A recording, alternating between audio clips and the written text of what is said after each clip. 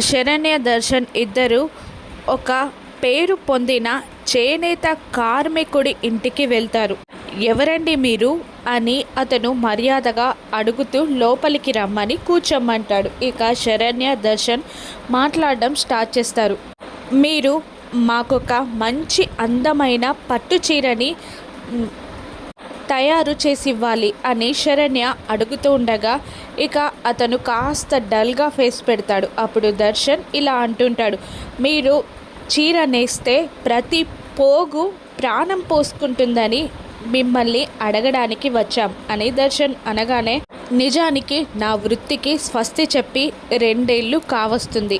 ఇక నేను చీర నేయడం అనేది అసాధ్యం, అది నా వల్ల కాని పని అని అతను చెప్పగానే శరణ్య దర్శన్ ఇద్దరు డీలా పడిపోతారు. అది కాదండి అని ఏదో అనబోతూ ఉండగా, ప్లీజ్ మీరు నన్ను మరీ ఇబ్బంది పెట్టకండి అంటూ 2 చేతులు జోడించి అతను అక్కడి నుండి వెళ్ళిపోగానే వీళ్ళిద్దరూ బాధగా బయటికి వస్తారు. దర్శన్ శరణ్యని ఇలా అంటుంటాడు, అతన్ని కాళ్ళు పట్టుకొని బ్రతిమిలాడినా కూడా ఆయన ఒప్పుకునేలా లేరు అని దర్శన్ అంటూ ఉండగా, లేదు ఎలాగైనా ఆయనని కన్విన్స్ చేయాలి అని అంటూ ఉంటుంది. ఎలా కన్విన్స్ చేస్తావు అని దర్శన్ అడుగుతుండగా శరణ్య వెనక్కి తిరిగి ఆ ఇంటి వైపు ఒకసారి చూస్తుంది. శరణ్యకి వచ్చిన ఐడియా ఏంటి?